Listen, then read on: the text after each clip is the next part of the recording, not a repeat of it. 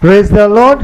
Okay, तो हम देखते हैं कि यशाया नबी इज़राइल के सारे घराने पर किए हुए उपकार, दया, करुणा के लिए अब अकेला प्रभु का गुणानुवाद करने का जिम्मेदारी उठाता है, धन्यवाद करने का वो जिम्मेदारी उठाता है। हालेलुया।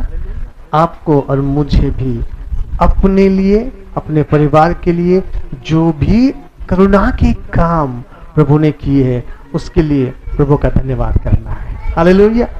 वचन में लिखा है कि परमेश्वर की यही इच्छा है कि हम हर बात में धन्यवादी बनी रहे। आमीन। कई बार हम सोचते हैं कि प्रभु की क्या इच्छा है, तो प्रभु की ये इच्छा है कि हम धन्यवाद करते रहे। और वो कैसे? उसने जो उपकार किया है उसके अनुसार। जिसका कम माफ किया वो कम धन्यवाद करेगा, जिसका ज्यादा माफ किया वो ज्यादा धन्यवाद करेगा। जिसका कम माफ किया उसको कम प्रेम करेगा, और जिसका ज्यादा माफ किया वो ज्यादा प्रेम करेगा। हालेलुया।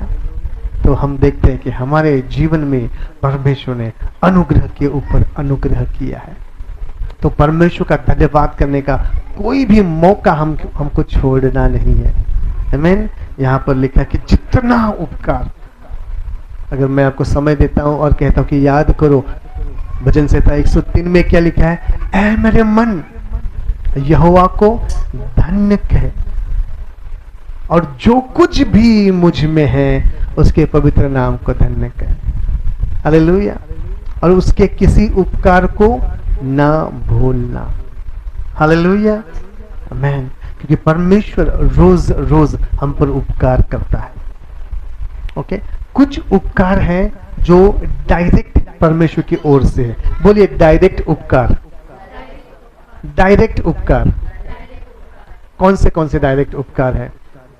आप रात को सोते हैं, वो उसका डायरेक्ट उपकार है कि आप सो रहे हैं। हालेलुया। जब आप सुबह होती है, आपकी आंख खुलती है, आप जिंदा है, वो उसका डायरेक्ट उपकार है। हालेलुया। आपकी आंख खुलती है, आप यहाँ वहां देख रहे हैं, आप अपने बिस्तर से उठते हैं, आप चल फिर रहे हैं, ये उसका डायरेक्ट उपकार है। हालेलुया। आपकी जरूरत की चीजें आपके पास, आप जीवित है, आप सांस ले रहे हैं, आप बोल पा रहे हैं, आप चल पा रहे हैं, अपना काम कर रहे हैं, उसका डायरेक्ट उपकार है। हालेलुया। आपको सूर्य की रोशनी मिल रही है, वो डायरेक्ट प्रभु का उपकार है। हालेलुया। सुंदर महक आती, हवा चल रही है, उस हवा में हम सांस लेते हैं, उस सांस के द्वारा ऑक्सीजन हमारे शरीर में जाता है। हालेलुया। वो परमेश्वर का डायरेक्ट उपकार है। तो आज सोचिए ऐसा क्या बात है जो सीधा परमेश्वर की ओर से सीधा आपके पास आते हैं, जिसमें किसी और का कोई योगदान नहीं है, किसी और की मदद की जरूरत नहीं है, क्योंकि सभी को वो चीजें डायरेक्ट चाहिए होती है। समझ रहे? तो हवा, पानी, सूर्य की रोशनी, हमारी जिंदगी, ये सारी क्या है? परमेश्वर का किया हुआ अनुग्रह है, डायरेक्ट हम पर किया हुआ उपकार है। फिर कुछ उपकार परमेश्वर के हैं जो वाया वाया होते हैं या इनडायरेक्ट होते हैं। ओके, इनडायरेक्ट होते हैं। जैसे कुछ लोगों को परमेश्वर ने रखा हुआ है, वो कुछ काम करते हैं, वो परमेश्वर का उपकार है। आप जिस घर में रहते हैं वो घर को बनाने वाला कोई कंस्ट्रक्टर है ना? परमेश्वर ने किसी को बुद्धि दी, ज्ञान दी। पुराने जमाने में वो ईंटें पकाई, पहले पत्थर से बनता था, ईंटें बनाई। तो जिन लोगों ने ये टेक्नोलॉजी बनाई प्रभु के अनुग्रह के द्वारा, उन लोगों ने अपना मेहनत किया, घर बनाया, और आप उस घर में रहते हैं। तो ये क्या है? इनडायरेक्ट उपकार है। किसका? प्रभु का, परमेश्वर का, है ना? आप सड़क पे चलते हैं, आप देखते हैं वहां पे सड़क है, बस स्टॉप है, रिक्शा है, वहां पर चीजें मौजूद है ना? आने जाने के लिए आप जा सकते हैं, इस्तेमाल कर सकते हैं। ये इनडायरेक्ट प्रभु का उपकार है, क्योंकि ऐसे कई सारे देश है, या अभी भी भारत देश में ऐसे कैसे गांव है जहाँ सड़क ही नहीं है। समझ रहे? लेकिन हम जहाँ रहते हैं वहां पे सड़क है। ये क्या है? प्रभु का इनडायरेक्ट उपकार है। आज कल से हमें आप आए, इनडायरेक्ट प्रभु का उपकार। आज प्रभु का दास आपसे बात कर रहा है, प्रभु का वचन सुना रहा है, वो प्रभु का अनुग्रह है आप कर। कि कोई व्यक्ति है जहां पर जो चुना हुआ है, वरदान पाया हुआ है, अभिषेक पाया हुआ है, नियुक्त किया गया है, जिसके द्वारा आप प्रभु का वचन सुना रहे हैं, ये आपके ऊपर किया हुआ प्रभु का इनडायरेक्ट।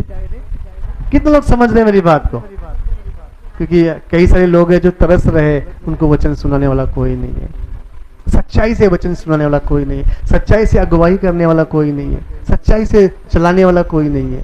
हालेलुया।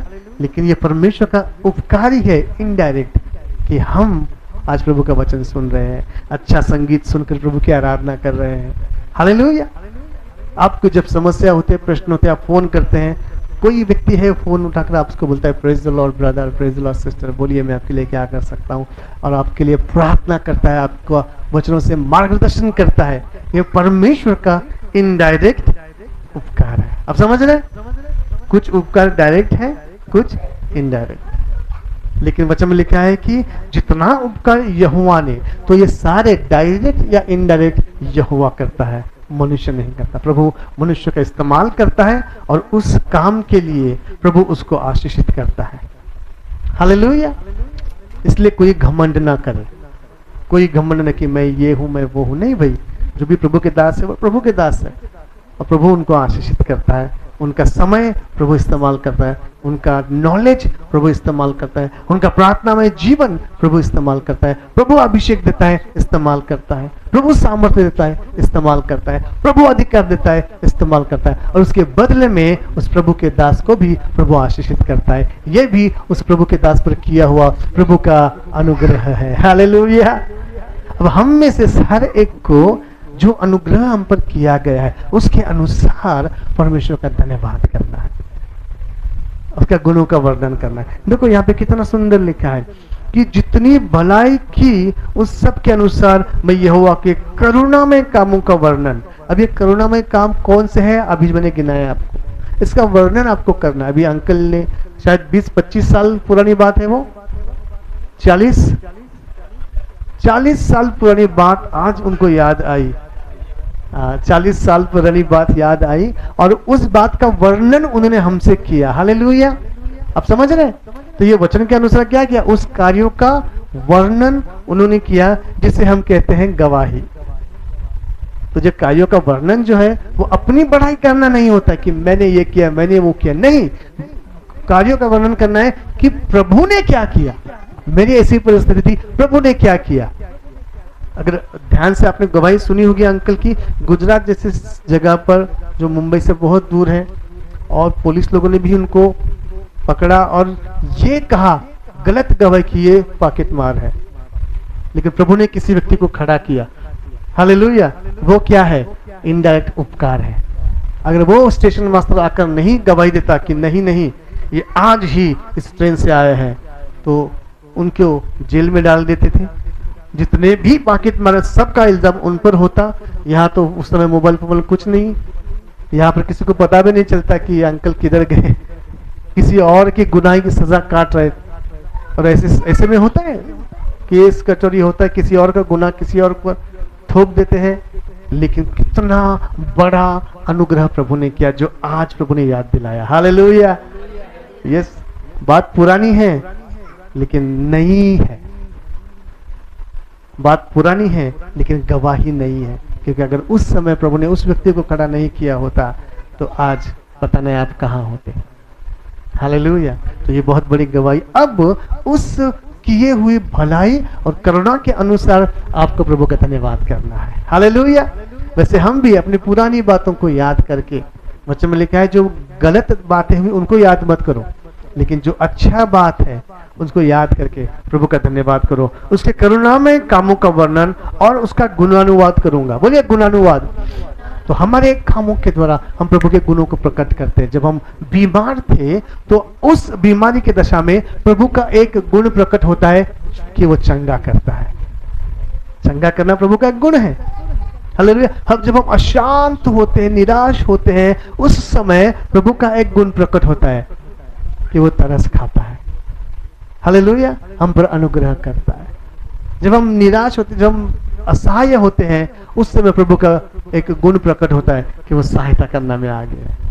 तो हमारी हर गलत बुरी हालात परिस्थिति में परमेश्वर का कुछ ना कुछ एक गुण प्रकट होता है। हालेलुया, समझ रहे? तो हमारी परिस्थितियां जो है हमें नीचे डालने के लिए नहीं है, हमारी परिस्थितियां प्रभु के गुणों का प्रचार करने के लिए, या हमको प्रभु के गुण जानने का अवसर है। हालेलुया। जो कार होती है, बड़ी बड़ी कार, उसमें एयर बैग्स होते हैं, वो दिखाई नहीं देते हैं। एयर बैग जहां पे लोग बैठते हैं सीट के आगे, वो एयर बैग का जगह होती है। अगर बाई चांस कभी वो गाड़ी का एक्सीडेंट होता जाता है, तब करके वो एयर बैग खुल जाता है और इंसान बड़ी टक्कर से बच जाता है। हालेलुया। तो एयर बैग इसलिए नहीं रखा गया कि एक्सीडेंट हो, लेकिन एयर बैग इसलिए रखा है कि अगर हो तो बच जाए। तो एयर बैग का गुण कब प्रकट होगा? हालेलुया। एक बार एक महिला अपने पति के पास आती है और कहती कि मेरे पास दो खबरें हैं, दो खुश खबरें हैं। ओके, एक खुशखबरी है और एक बुरी खबर है, कौन सी सुनना चाहेंगे? तो पति बोलता है खुशखबरी, अच्छी बात पहले सुनना चाहूंगा। वो बोलते कि खुशखबरी ये है कि हमारे कार के एयर बैग्स अच्छे से काम करते हैं। समझ में आ गया है ना? तो खुशखबरी है कि एयर बैग अच्छे से काम करते हैं, इसका मतलब है गाड़ी एक्सीडेंट हो गया है, वो बुरी बात है। लेकिन एयर बैग काम करते हैं, क्यों खुल गए और मैं बच गई। हालेलुया। हमारी कठिनाई में परमेश्वर के गुण प्रकट होते हैं। मेरे जीवन में हमेशा परमेश्वर के गुण प्रकट होते रहते हैं कि वो कितना दयालु है, कितना कृपालु है, कितना वो क्रिएटिव है। हालेलुया, कितना क्रिएटिव है, कैसे वो चीजों को अपने मन मर्जी के मुताबिक ढालता है जिससे हमारी कुछ भलाई हो। उस कठिन समय में भी वो हमारी भलाई करता है। हालेलुया। तो हमें क्या करना है? याद करना है, और जहां मौका मिले कलीसिया में अपने मित्रों के साथ उस गवाही को बांटना है कि आज प्रभु ने मेरे जीवन में ये काम किया, और उसका गुणानुवाद करना है, उसकी महिमा करनी है, उसकी आराधना करनी है, उसकी स्तुति करनी है। क्यों? तो ये बताता है कि प्रभु हम आप पर निर्भर हैं, और आपके छोटे छोटे कार्यों को हम याद करते हैं, क्योंकि कार्य छोटा हो सकता है लेकिन उसका इम्पैक्ट बहुत बड़ा होता है। हालेलुया। आगे वचन में पढ़ते हैं, क्योंकि वचन 8, उसने कहा, किसने कहा?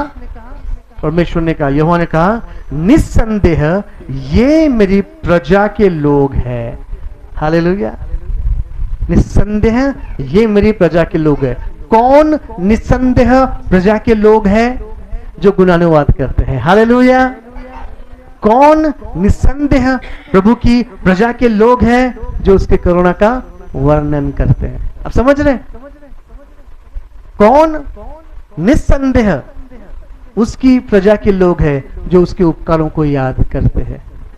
इसका मतलब है आप एक झुंड में हैं, आप एक कलीसिया में हैं, लेकिन आप धन्यवाद नहीं करते, तो आप निस्संदेह प्रभु की प्रजा कमान नहीं है।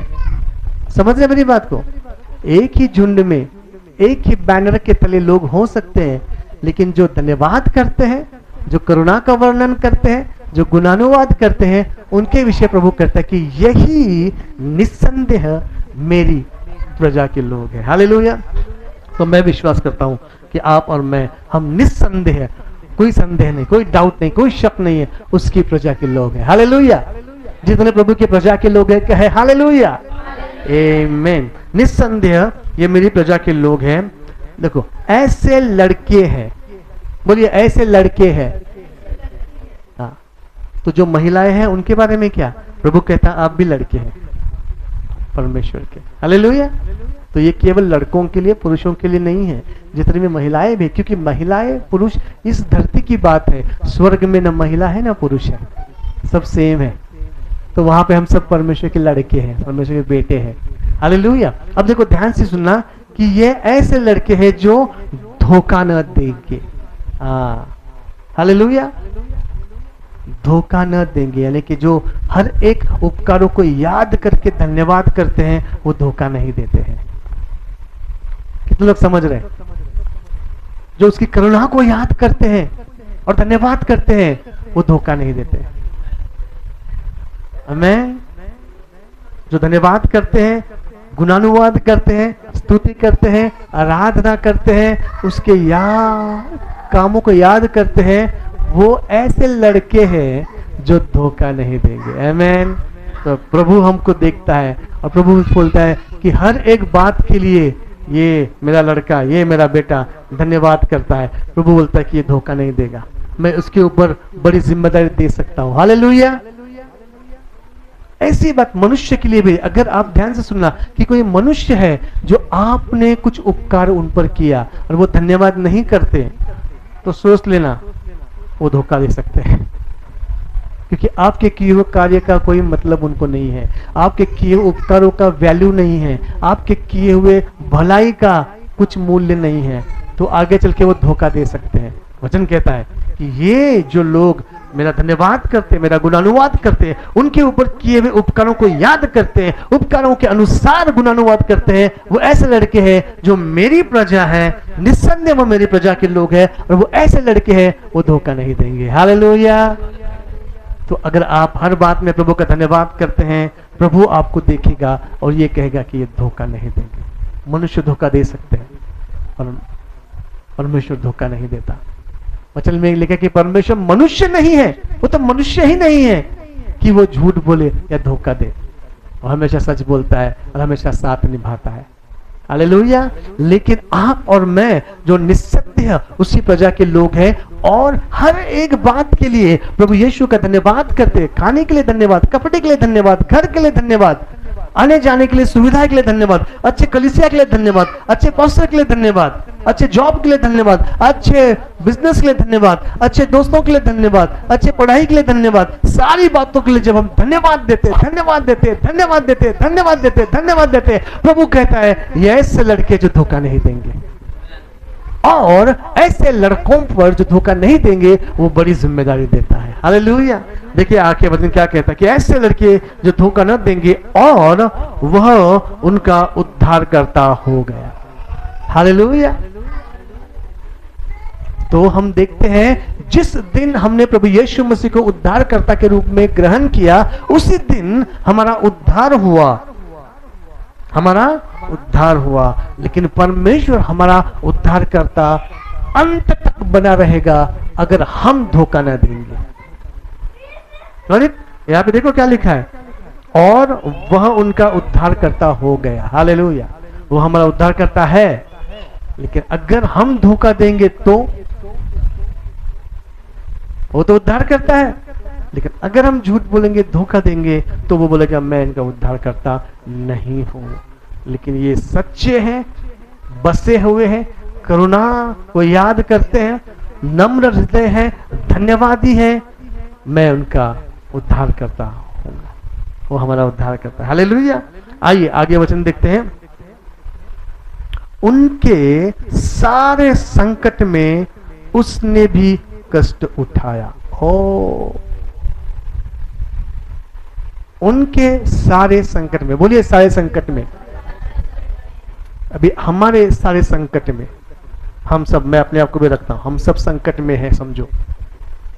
तो हमारे संकट में कुछ दोस्त होते हैं जो साथ निभाते हैं, कुछ होते हैं, भले वो ज्यादा कुछ नहीं कर पाए, लेकिन आकर ढाढ़स मारे, डरो मत ब्रदर, डरो मत बहन, प्रभु साथ है, कुछ वो करेगा। तो हमारे संकट में वो क्या करते हैं? साथ देते हैं। बोलिए संकट में साथ देते हैं। कुछ ऐसे होते हैं वो बोलते हैं कि डोंट वरी, क्या प्रॉब्लम है, ठीक है मैं भी कुछ करता हूं, तो वो भी उस संकट का कुछ हिस्सा लेते हैं। हा? अभी पैसे की बात बहुत जल्दी हमारे समझ में आती है। मान लो मुझे 1 लाख रुपए की जरूरत है, तो कुछ लोगों से मैं बात करता, बोलते कि डोंट वरी ब्रदर, प्रार्थना करेंगे, प्रभु मार्ग खोलेगा, डोंट वरी। तो वो मेरे कष्ट में मेरे साथ है, कष्ट में मेरे साथ है। कुछ बोलते हैं डोंट वरी ब्रदर, 1 लाख तो नहीं, बट मैं 10,000 मेरे पास है, वो आपको दे रहा हूं।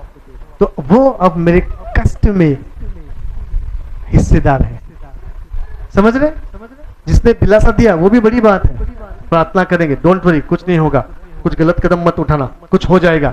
दिलासा दिया, वो संकट में साथ है। लेकिन एक ने जेब से पैसा निकल के दिया, बोला ये लो, ज्यादा नहीं लेकिन जितना मैं कर सकता करो, तो वो मेरे कष्ट में हिस्सेदार बना। यहां पे देखो क्या लिखा है, उनके सारे कष्ट में उसने भी कष्ट उठाया। हालेलुया। लेकिन हमारा जो कष्ट है, हमारा जो संकट है, वो आज 2024 में हम उठा रहे हैं, लेकिन 2000 साल पहले ही आज के इस कष्ट में यीशु मसीह ने हमारा कष्ट उठाया। हालेलुया। आप समझ रहे हैं? इसलिए उसके कोड़े खाने से हम चंगे हो गए, उसके गरीब बनने से हम धनी बन गए, उसको ठुकरा देने की वजह से हमको रिसीव किया गया। हालेलुया। तो वो हमारे कष्टों में साथ देता है, सिर्फ दिलासा नहीं, वो कुछ हिस्सा देता है। देखो ध्यान से सुनना, उनके सारे संकट में उसने भी कष्ट उठाया। हालेलुया। और उसके सम्मुख रहने वाले दूत ने उनका उद्धार किया। हालेलुया। तो ये जो परमेश्वर के सम्मुख जो दूत रहता है, पवित्र शास्त्र में प्रभु यीशु ने कहा कि छोटे बालकों को मेरे पास आने से मना मत करो, क्योंकि उनके स्वर्गदूत नित स्वर्ग में मेरा मुंह देखते हैं। हालेलुया। अब हम यहाँ पर धन्यवादी हैं, जैसे कि हम सभी के लिए एक स्वर्गदूत है जो प्रभु के सम्मुख खड़ा होकर प्रभु का मुंह देखता है। बोलिए, मेरे लिए एक स्वर्गदूत है। अब मैं अगर कष्ट में हूं, समस्या में हूं, लेकिन अगर मैं सच में धन्यवादी हूं, गुणानुवाद करने वाला हूं, आभार प्रदर्शित करने वाला हूं, और प्रभु ने मुझ पर भरोसा किया है, प्रभु ये कहता है कि ये मुझे धोखा, कम ऑन, ये मुझे धोखा नहीं देगा। तब जब मैं कष्ट में पड़ता हूं, प्रभु का स्वर्गदूत देखता है मैं कष्ट में हूं, प्रभु को देखता है प्रभु क्या करना है। हालेलुया। प्रभु का स्वर्गदूत मुझे देखता है कि मैं कष्ट में हूं, प्रभु क्या करना है। अब वचन में लिखा है, और उसके सम्मुख रहने वाले दूत ने उनका उद्धार किया। तो प्रभु बोलता है गो, जाओ, उसकी मदद करो। हालेलुया। यहां पर जो उद्धार शब्द है वो साल्वेशन, वो नहीं है जो हमारी आत्मा का उद्धार होता है, वो नहीं। एक विशिष्ट परिस्थिति से हमको छुड़ाना, वो भी उद्धार है। हालेलुया। उद्धार कराया, एक्सीडेंट से बचाया, समस्या से बचा, तो उस समय उसका उद्धार कराया। करता कौन है? परमेश्वर। किसके द्वारा? स्वर्गदूत के द्वारा। कौन सा स्वर्गदूत? जो हमारे लिए नियुक्त किया है। हालेलुया। वो लोग अपना ड्यूटी चेंज नहीं करते, लेकिन वो अपनी इच्छा से नहीं करते, वो प्रभु का मुख देखते हैं। और अगर हम धोखे देने वाले हैं, प्रभु बोलता है रुक, इसको और थोड़ा सबक सिखाते हैं, उसको नम्र होने दे, रुक। हालेलुया। वो हम कष्ट में है, लेकिन हम धन्यवाद नहीं करते, और प्रभु जानता है कि ये धन्यवाद नहीं करता, ये धोखा देगा, तो रुक, उसको और थोड़ा पीड़ा उठाने दे। जब वो नम्र बनेगा, क्षमा मांगेगा, अपने मार्गों को सुधारने के लिए सोचेगा, तब प्रभु कहते हैं अब वो सही समय है। क्योंकि अगर एक व्यक्ति कष्ट में है लेकिन नम्र नहीं है, कष्ट में है लेकिन प्रार्थना नहीं करता, कष्ट में है लेकिन सुनना नहीं चाहता, कष्ट में है लेकिन सीखना नहीं चाहता, तो उसके ऊपर उपकार करने के बाद भी उस उपकार को भी वो भूल जाएगा। समझ रहे? कठिनाई में है, प्रश्न में है, समस्या में है, लेकिन नम्र नहीं है, धन्यवादी नहीं है, और ऐसे समय में परमेश्वर उपकार करता है, छुड़ाता है, वो ये भी भूल जाएगा। प्रभु बोलता है रुक, उसको भी सुधारने का टाइम मिलना चाहिए।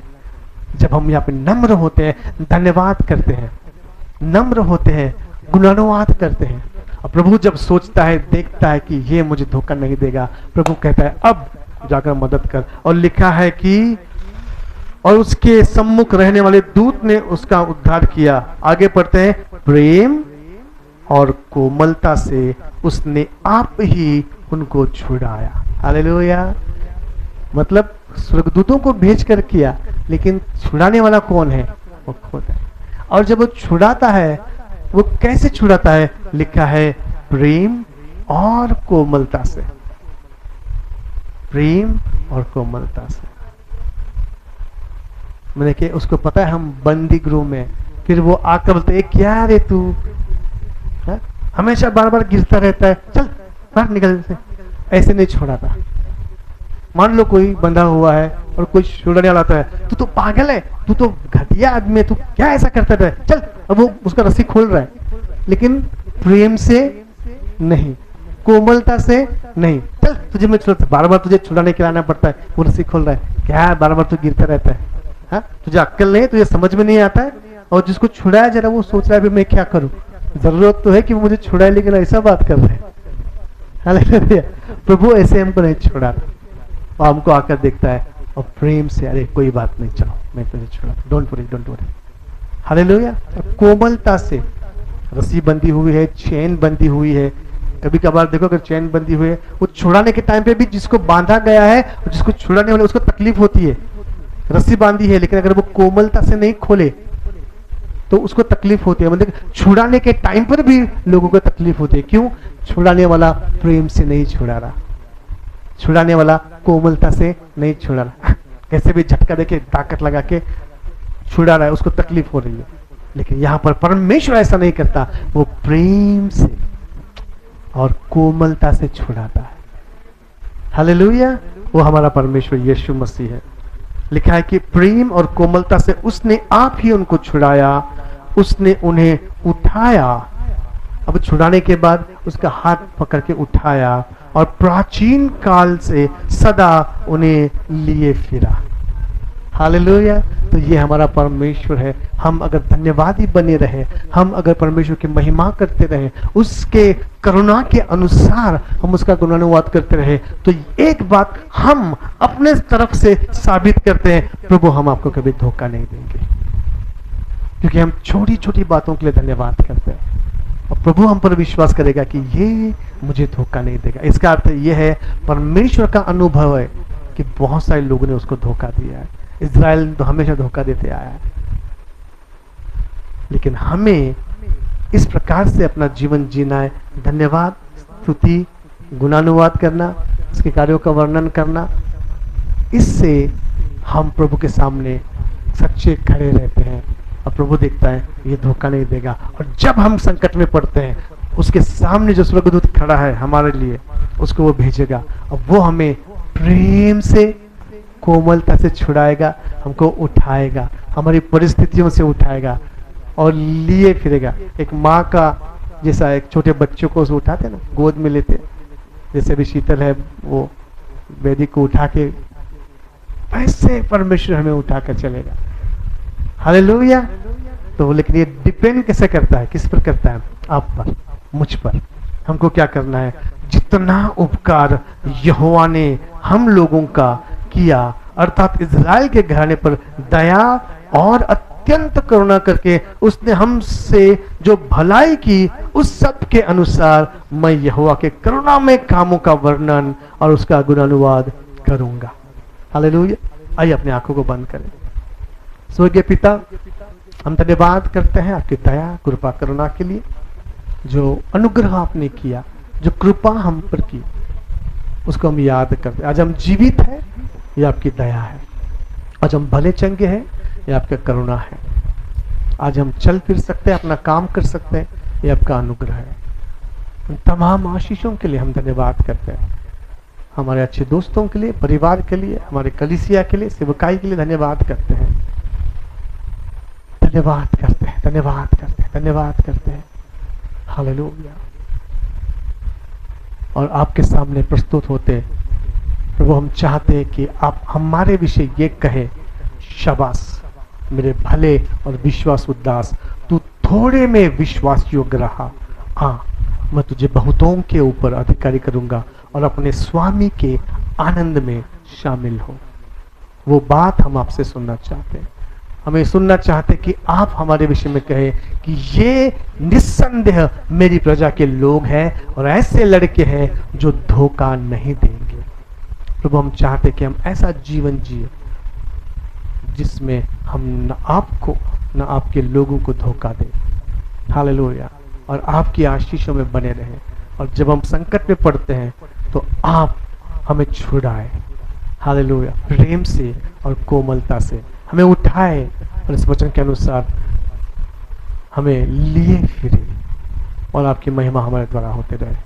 सर आदर मान महिमा गौरव आपको देते हुए ये प्रार्थना बड़ी यीशु मसीह के नाम से करता हूँ, आमीन।